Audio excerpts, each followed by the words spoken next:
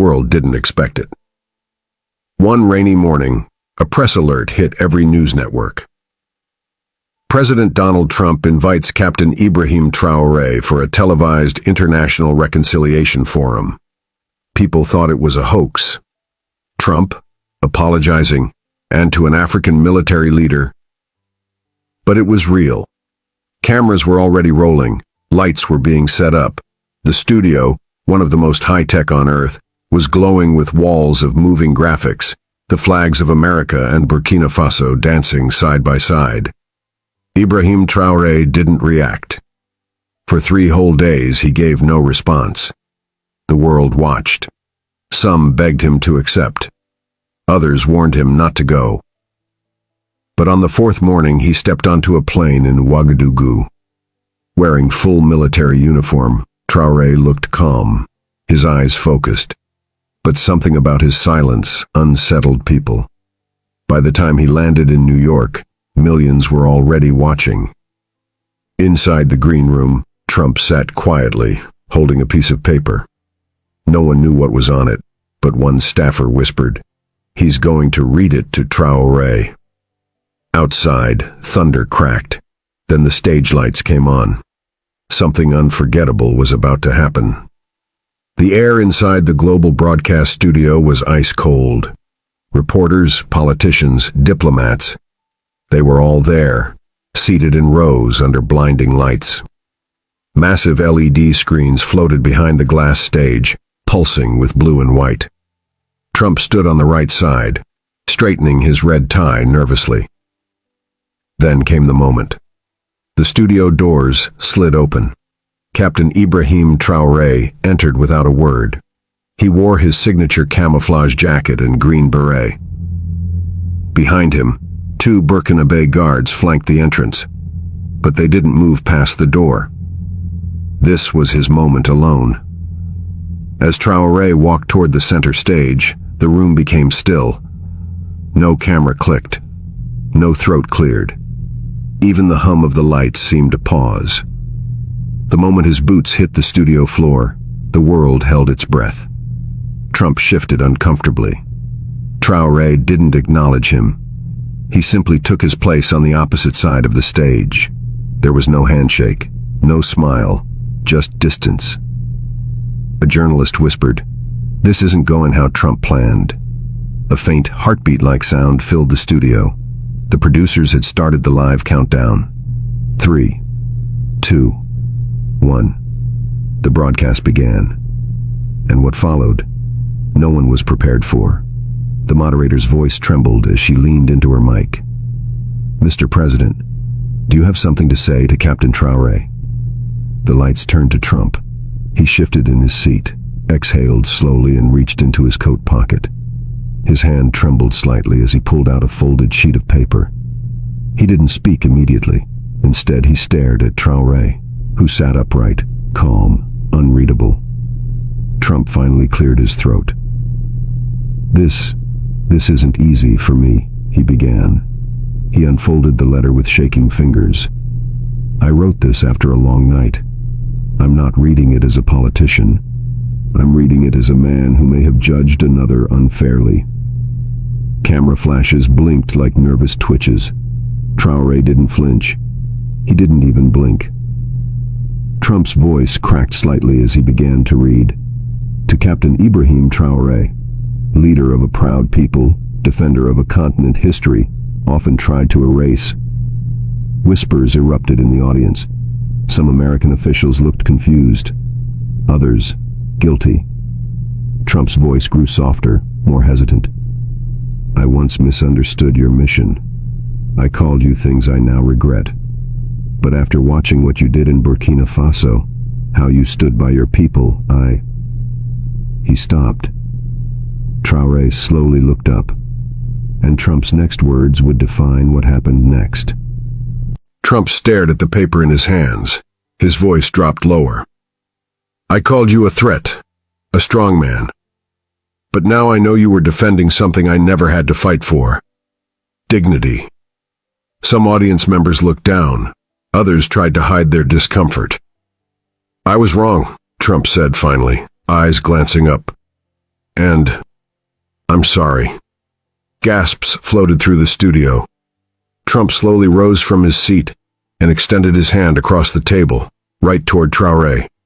A shaky but clear gesture, a handshake. The cameras zoomed in. The world froze. But Traoré didn't move, not 1 inch. His eyes locked onto Trump's, calm, deep, unforgiving. For 5 full seconds, the silence was unbearable. Then slowly, Traoré pushed back his chair and stood. Still no words, still no reaction. He looked down at Trump's outstretched hand, then turned and walked away. The studio erupted in gasps. Reporters leapt to their feet. The broadcast scrambled to cut to commercial, but it was too late. That moment had already been captured, clipped, and blasted across the internet. Within minutes, it had gone viral. But no one knew why he walked away, and only Traoré held the answer. As Traoré stepped out of the studio doors, he didn't speak, not to his guards, not to the journalists chasing him, not even to the UN assistant who ran behind him holding a folder of notes. He walked until he reached the black SUV waiting outside. Inside, as the doors closed and the soundproofing sealed him off from the noise of the world, he closed his eyes and remembered. It was just over a year ago. He had visited a small village in Burkina Faso, burned down by terrorists using weapons traced back to Western arms shipments. The survivors were mostly children. One girl, barely 7, had no legs. Her name was Aicha. She had held his hand with what was left of her fingers and asked in a whisper, "Captain, why did they do this to us?" He had no answer then. But in that studio, when Trump offered that handshake, all he could see was Aicha's eyes. That girl's pain, that village's silence, the blood on weapons marked, "Made in the West." Forgiveness, he thought, could not be offered in words. Not yet. Not while the wounds still bled in silence. The clip of Traoré walking away aired on every major outlet within 15 minutes. CNN, BBC, Al Jazeera, even TikTok and Instagram exploded with the footage. Hashtags surged. He walked away. Traoré silence. Trump left hanging. Some people were angry. He humiliated a sitting U.S. president. Others praised him. That's dignity. That's strength. That's what leadership looks like. But most were confused. Why did he walk away? Why didn't he say a word? News anchors speculated. Analysts debated. Former generals, activists, even actors began posting reactions. But the most powerful voice came from someone no one expected. A tweet from an account belonging to Aicha's mother.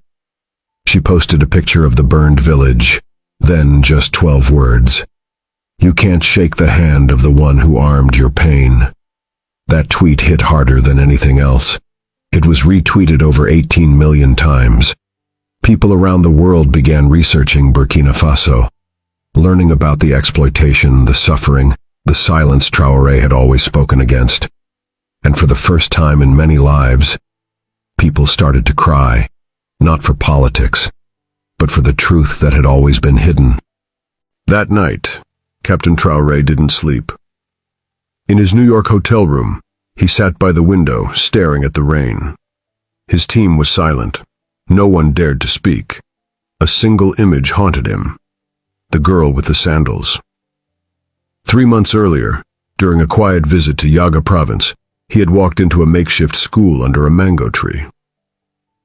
The children had made their own desks out of scrap wood. No shoes, no clean water. But one girl stood out, about 9 years old. Her name was Layla.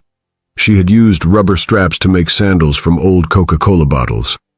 When Traoré asked her why she wore them proudly, she smiled.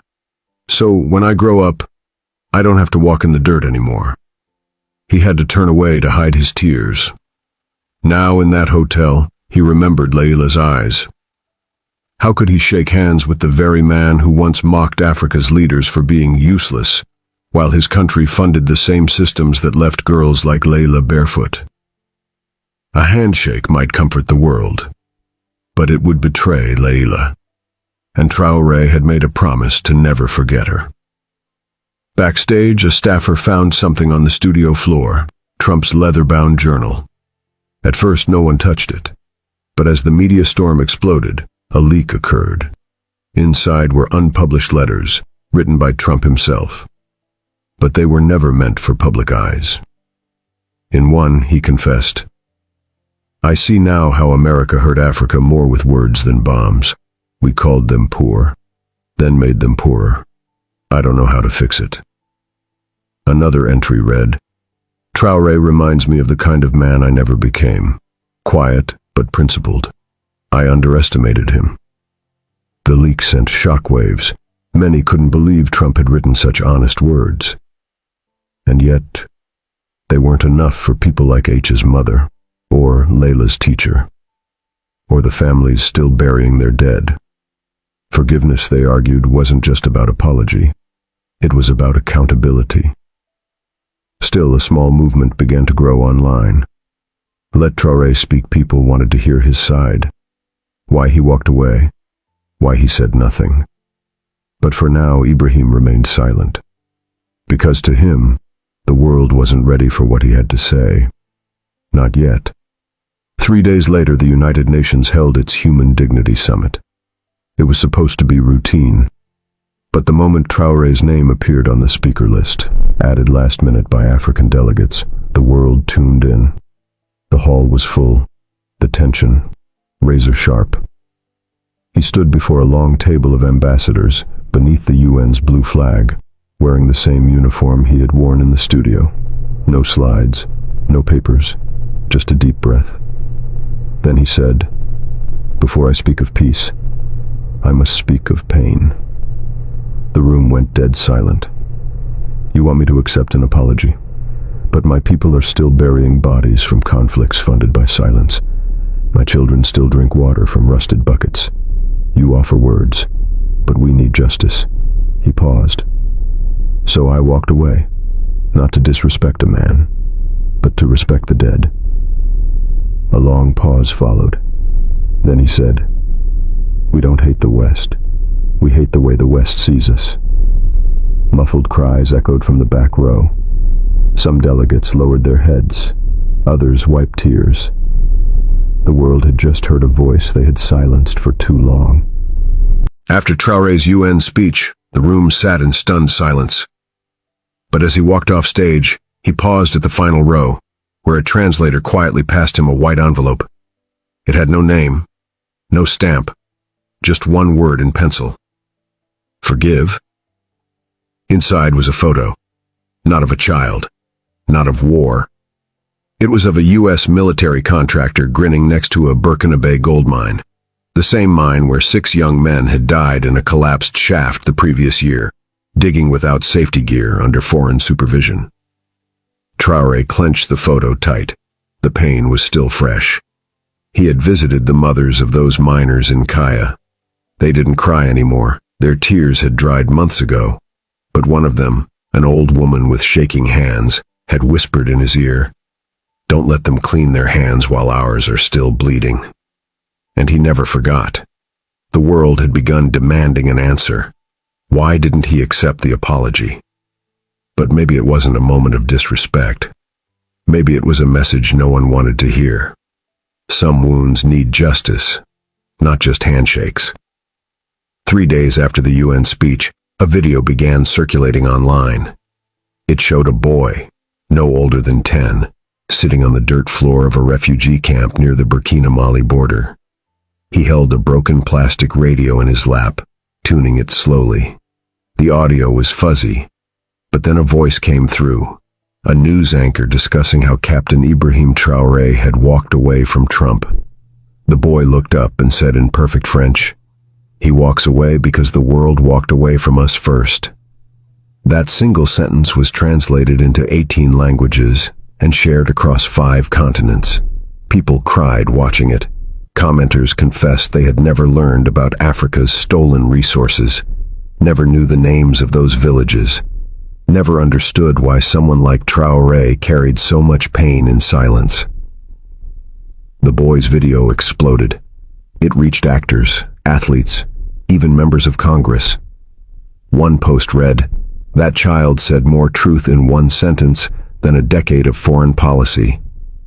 And yet, Ibrahim Traoré still hadn't spoken to the press. No press conferences, no interviews. He had said what he needed to say, with his silence. Back in the United States, Trump was quiet. He hadn't spoken to the media since that day in the studio. The footage haunted him, his hand still floating in the air, the rejection felt not just on his skin, but deep inside his pride. But one afternoon, a sealed package arrived at Mar-a-Lago. It bore the seal of Burkina Faso. Inside, a handwritten letter. It wasn't long. It read, "Mr. Trump, apologies are not only words, they are actions. Real change begins when silence becomes memory, and memory becomes justice. Walk that road, and we may meet again, on equal ground. Ibrahim Traoré." No insults, no drama, just truth. Trump sat still, rereading it. Something shifted in his eyes. Later that week, he privately told his aides, "He didn't humiliate me, he taught me something." And slowly, quietly, America's conversation around Africa started to change. In schools, in newsrooms, even in the halls of power. But still, the world waited. Would Ibrahim Traoré speak again? Would he ever shake that hand? The world didn't know. But hope was beginning to rise. Buried deep inside a dusty folder in a Washington archive was a report never meant for the public. It was an internal memo dated March 2021, stamped confidential. It outlined how weapons once intended for counterterrorism in West Africa had been resold by corrupt intermediaries and ended up in the hands of militias. Militias that wiped out entire villages in northern Burkina Faso. The memo mentioned specific towns: Barcelogo, Djibo, Arbinda, places Ibrahim Traoré had personally visited, sometimes carrying the injured on his back when ambulances couldn't reach. One U.S. researcher who uncovered the document posted a thread on X, formerly Twitter, explaining how uncontrolled aid led to suffering no American had ever seen on TV. The post went viral. People began searching those village names online. For the first time, Burkina Faso trended globally, not for coups, not for poverty, but for truth. The truth that Traoré's silence wasn't coldness. It was the weight of 1,000 unspoken names, the dead, the forgotten, the children who died in the dark without justice. And suddenly people didn't just understand, they felt it. And for the first time, many began to weep. In Dallas, Texas, a local news channel interviewed a mother named Cheryl Whitman, who had lost her son, a U.S. soldier, in Niger in 2018. When asked about the viral footage of Ibrahim Traoré refusing Trump's handshake, Cheryl paused and began to cry. "My son died believing he was helping people, but now I'm not sure who we were helping or hurting." The host tried to move on, but Cheryl insisted. "I saw Traoré walk away, and I didn't see arrogance. I saw a man who has carried too many coffins."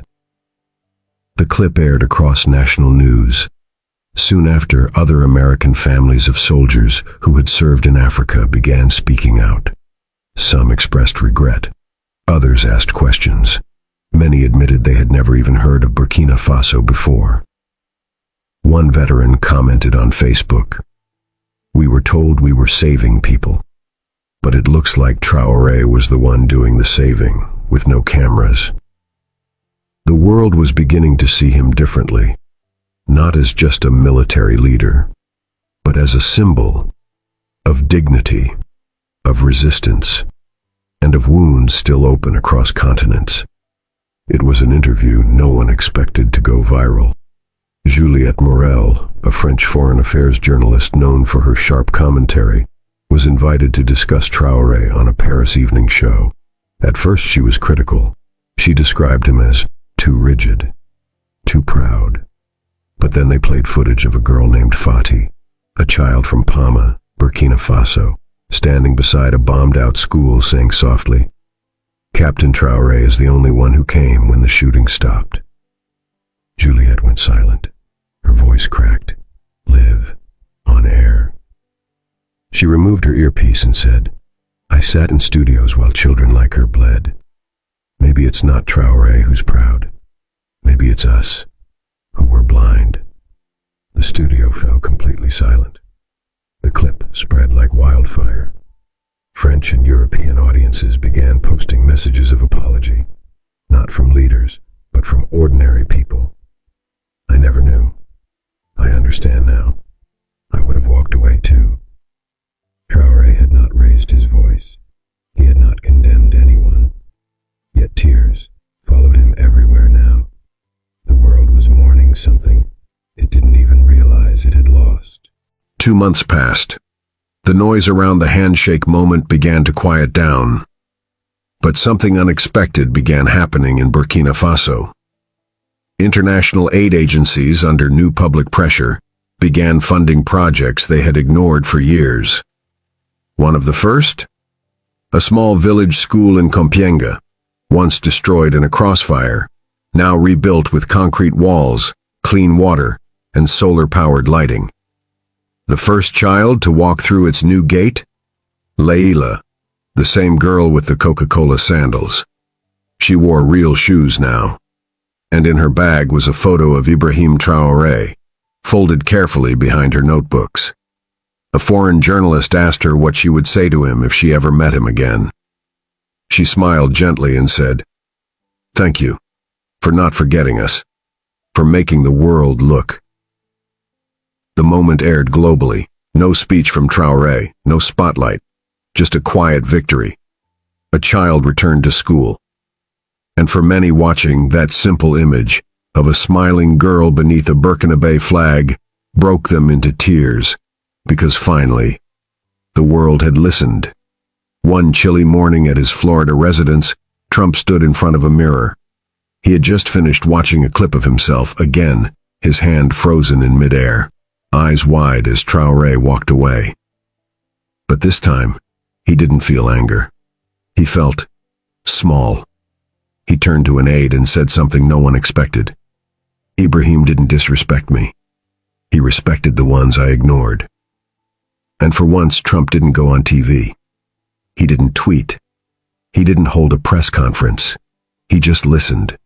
To the African communities that wrote him letters, to the families of soldiers, to the children who had no voice. Weeks later, during a closed-door event, he reportedly said, "I'm not asking for forgiveness anymore. I'm asking how to do better."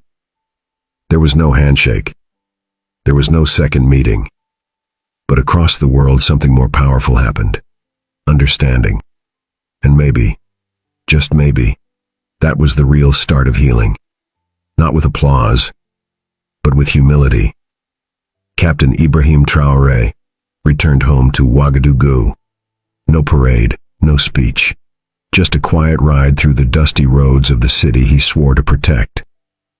But when he passed the rebuilt school, something changed. The children lined the fence, waving small paper flags. Some held up signs that read, "Merci, Capitaine." One little girl ran up to the convoy holding a note in crayon. "We don't want revenge. We want to be heard." Traoré stepped out. He didn't speak. He simply bent down and hugged her. That single image, him holding that child tightly, went more viral than the handshake ever did. The world cried again, not because of anger, but because finally, something good had come from pain. Dear viewers, if this story touched your heart, if it opened your eyes or made you cry like it made many others cry, please don't scroll away. Click like to show you believe dignity still matters. Subscribe to this channel if you want more stories that carry truth and hope. And please, leave a comment below. What would you have done in Traoré's shoes? Your words matter, just like his silence did. Thank you for watching.